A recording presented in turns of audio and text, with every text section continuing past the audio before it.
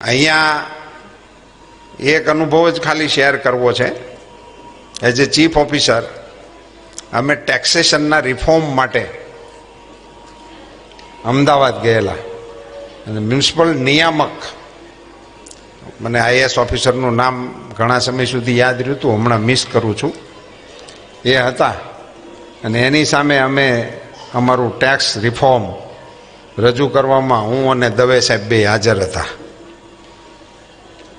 એટલે મારો તો કોઈ એમાં અભ્યાસ, તો દિલીપભાઈને ખ્યાલ છે કે હું અભ્યાસ કંઈ કરતો નહીં ખાસ. એટલે મારે એમ કે આણે બધું તૈયાર કરેલું છે. તો પછી મને ખબર પડી કે દવે મારી કરતા એ ખાલી જભો પહેરીને આમ તેમ આટા જ મેરા રાખતો હતો કાંઈ. એટલે બેમાંથી એક એને ખબર નહોતી અંદર શું છે. અંદર ખબર હતી પેલા ભાઈને, આપણો ટેક્સ ડિપાર્ટમેન્ટનો મુકુંદરાવ, નહીં, હા, એ આપણને ભાષણ જ એટલું મોટું લાંબુ આપે, આપણે ના પાડવી પડે કે હવે જે હોય મંજૂર એમ.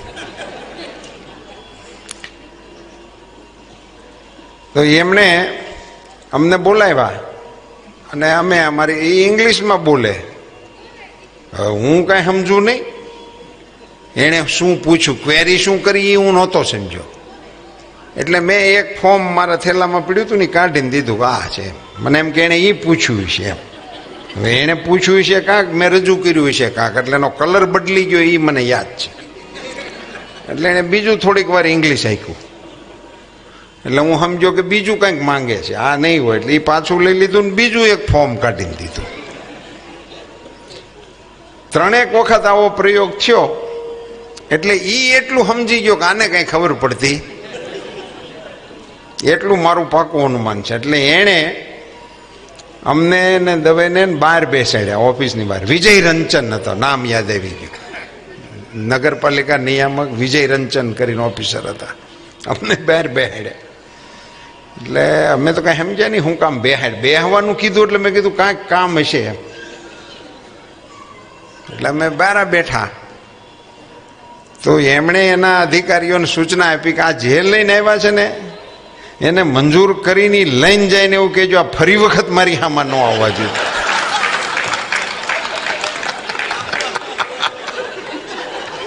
નહીં દરખાસ્તો મંજૂર કરીને અહીંયા અમારા વધામણા થયા. કેવું સુપર નોલેજ છે અમારું. એટલે અત્યારે એનો એવો અફસોસ થાય છે કે એ વખતે મને ઇંગ્લિશ આવડતું હોત થોડું ઘણું પણ સાધારણ, તો હું એ વિજય રંજન સાહેબની હારે બે વાત ભાંગી તૂટી ઇંગ્લિશમાં કરી શક્યો હોત કે this is our problem, this is our issue and this is our proposal, sir please grant our demand. પણ એવું ત્યારે નહોતો બોલી શક્યો. એનો રંજ હતો તો એ મંજૂર ન કરે. તે વાત સાચી છે. That's true. એ તો કોણી મારીને કૂડું કરવાનું ઇંગ્લિશ ક્યાં કોઈને આવડે છે. આપણે એ પ્રેક્ટિસના માણસ છીએ, એ વાત અલગ છે. પણ આજે મારા મનની એક કસકને નગરપાલિકાની શિક્ષણ સમિતિ, નગરપાલિકાની સ્કૂલ દ્વારા પૂરી કરે છે. એના માટે એમને અભિનંદન આપું છું, ધન્યવાદ આપવા. આ મનની કસક છે. કેટલીક બાબત હોય આપણે ન કરી શક્યા હોય તો આપણને એમ થાય કે આપણી પાછળ કોક કરશે, એવી કસક હોય છે. તો એ કસકને આજે અહીંયા પૂરી થતી જોઉં છું. દિલીપભાઈએ કહ્યું એ વાત સાથે હું સંમત છું કે માતૃભાષામાં શિક્ષણ થવું જોઈએ, માતૃભાષાને પ્રેમ કરવો જોઈએ અને એ અનિવાર્ય છે. પણ એના કારણે આપણી આવશ્યકતાઓની પૂર્તિની આડો બાંધ નહીં હોવો જોઈએ. એટલે જેમને ભણવું હોય, જેમને શીખવું હોય, એને માટે સુવિધા તો હોવી જોઈએ ને. પછી આપણી પાસે સુવિધા જ ના હોય અને પછી આપણે એમ કહીએ કે અમે માતૃભાષાને પ્રેમ કરીએ છીએ, એ ન હાલે. મીડિયમ ઇંગ્લિશના બાળકો, જેમ દીકરી ઇંગ્લિશમાં કડકડાટ બોલી, એમ અહીંયા ગણેશ વંદનાની સ્તુતિએ છોકરીએ આપણી સુંદર મજાની કરી.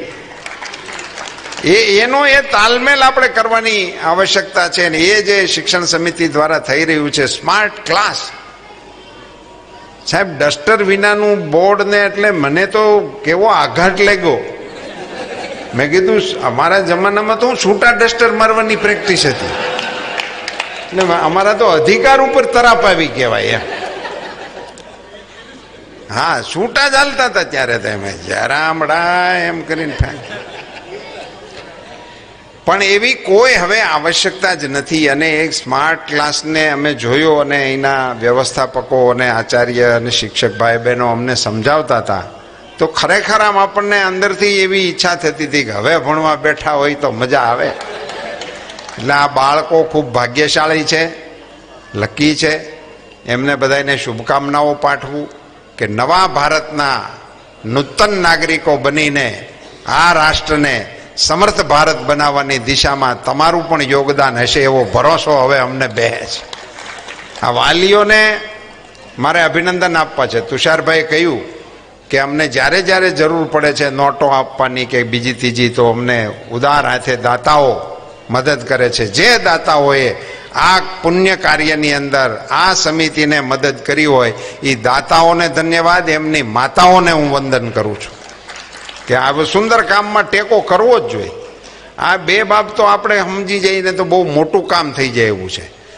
આપણા કોઈ પણ પ્રશ્નો કે આપણી કોઈ પણ સમસ્યાઓમાં એવું ના સમજવું કે નકામા માણસોને કારણે નથી થતું. સારા માણસોની નિષ્ક્રિયતા આમાં ઘણી બધી બાધક હોય છે.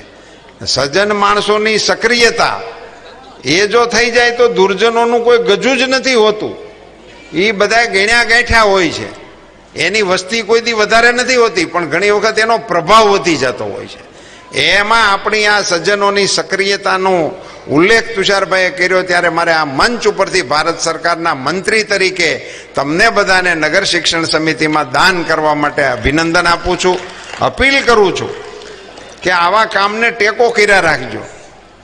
અહીંયાથી એ પણ કહેવાનું કે આ આપણી મીડિયમ ઇંગ્લિશ સ્કૂલની પહેલી મંજૂરી ગુજરાત સરકારે આપણી અમરેલી મ્યુનિસિપાલિટીને આપી.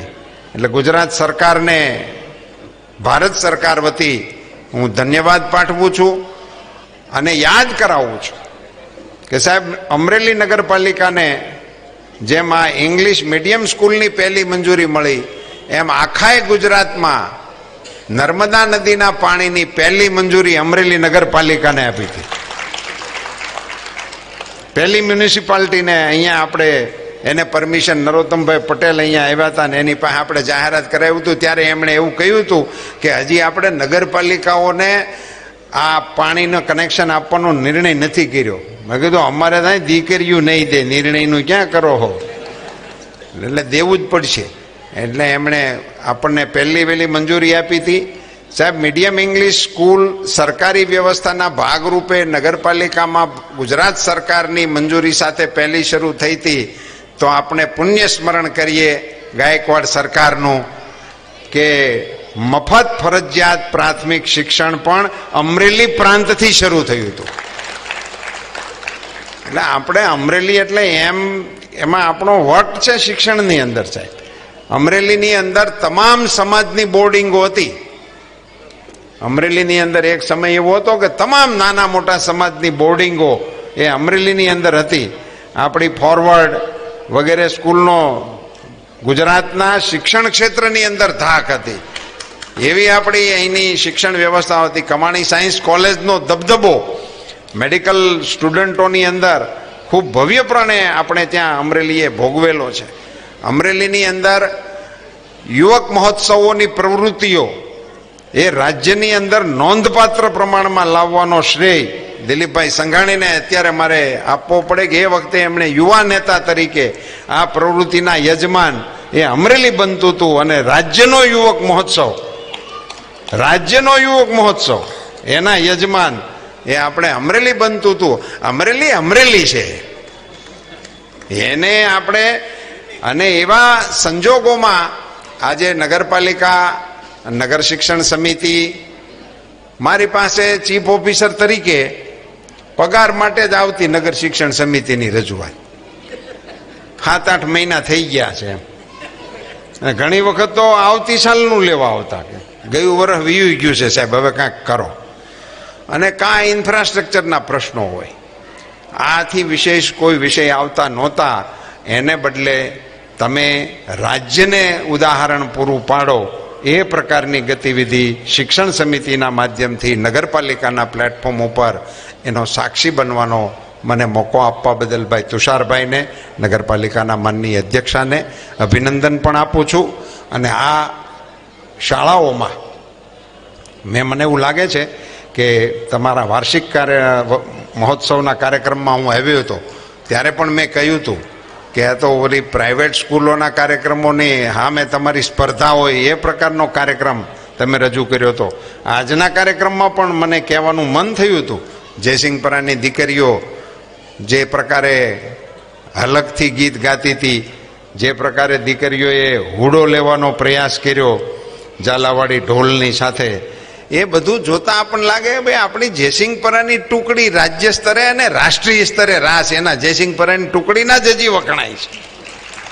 એ જયસિંહપરા જ છે આપણું, જેની ટુકડીઓ રાજ્ય સ્તરે હજી રાસ લઈને ઉતરે તો લોકોને રોમાંચિત કરી જ દેશે. એ પરંપરા એમ પણ અહીંયા જળવાઈ રહી છે. ભારત સરકાર દ્વારા સંશોધન માટે, લેબોરેટરી માટે, ઇનોવેશન માટે ખૂબ મોટા કાર્યક્રમો ચાલે છે. એની સાથેનું અનુસંધાન આ પ્રકારની સંસ્થાઓએ કરી લેવાની આવશ્યકતા છે. હમણાં હું અમદાવાદની અંદર એક કાર્યક્રમમાં ગયો હતો, તો ત્યાં આવું સંશોધન કરનારા બાળકોને ગુજરાત સરકારે, સાહેબ આ વાત તમે ક્યાંક જોરથી કરી શકો એટલા માટે યાદ કરો છો, ગુજરાત સરકારે આઈડિયા હોય તમારો અને આઈડિયાને તમારે માર્કેટમાં મૂકવાનું તમારું મન થતું હોય તો ગુજરાત સરકાર 2 લાખ રૂપિયા આપે છે. તમારા આઈડિયાને, તમારા મગજમાં એવો કોઈક આઈડિયા હાલતો હોય કે આપણે શિક્ષણમાં આવું કરવું જોઈએ, વેપારમાં આવું કરવું જોઈએ, પાણી માટે આવું કરવું જોઈએ, સેનિટેશન માટે આવું કરવું જોઈએ, મેડિકલ માટે આવું કરવું જોઈએ, કોઈ પણ પ્રકારના આઈડિયા હોય છે ખૂબ લોકોની પાસે. તો એ આઈડિયાને અમલમાં મૂકવા માટે 2 લાખ રૂપિયા રાજ્યની સરકાર આપે છે. એ આઈડિયાને પછી માર્કેટિંગ કરવા માટે, એને ઇન્વેસ્ટિગેશન કરવા માટે, એમાં રિસર્ચ કરવા માટે 10 લાખ રૂપિયા સુધીની ગ્રાન્ટ અવેલેબલ છે. આ બધું થાય છે. એની સાથે આપણું અનુસંધાન કેવી રીતે થાય એ આજનો આ શાળાનો ઉત્સવ જોતા હું શિક્ષણ સમિતિના ચેરમેનશ્રીને અને આચાર્યશ્રીને વિનંતી કરું છું કે આપ રાજ્ય સરકારની આ ઇનોવેશન અને એ જે સ્કીમ છે એનો બેનિફિટ લઈ અને આપણી શાળાની અંદર આપણા તેજસ્વી તારલાઓને આ અંગે કામ કરવાની તકો પૂરી પડે. લેબોરેટરી બનાવવા માટેની અટલ ઇન્ક્યુબેશનની એક સિસ્ટમ છે, એ પણ ભારત સરકાર તરફથી છે. એની અંદર પણ આપણી આ શાળાઓને તમે જોડશો તો ભારત સરકાર અને રાજ્ય સરકાર તરફથી વધારાની સુવિધાઓ આપણને મળી શકશે. આપ સૌને શરદ પૂર્ણિમાના ખૂબ ખૂબ ધન્યવાદ. શરદ પૂર્ણિમાની ખૂબ ખૂબ શુભકામનાઓ. અને શાળાના આચાર્યશ્રી અને શિક્ષક ભાઈ બહેનોને મારી અત્યંત અભિનંદન સાથેની અપીલ છે કે તમને એક એવી સુંદર તક મળી છે કે જ્યારે શિક્ષણની સામે લેવા દેવા વગરના પરિબળો એ ગુજરાતના શિક્ષણને સવાલો કરે છે, એનું નામ લીધા વગર મારે કહેવું છે કે નગર પ્રાથમિક શિક્ષણ સમિતિ અમરેલીની નગર પ્રાથમિક શાળામાં એક વખત તું આંટો મારવા જાજે અને જોજે કે શિક્ષણ કોને કહેવાય, શિક્ષણની વ્યવસ્થાઓ કોને કહેવાય અને કોણ કરે છે, કેવી રીતે કરે છે, એનો અભ્યાસ કરી અને તમારે અહીંયા ક્યાંક જો એ પ્રમાણેનું કાંઈ થાય તો કરવાની કાહટી કરજો. બાકી હવની ઘીરે હવ હારા. ભારત માતા કી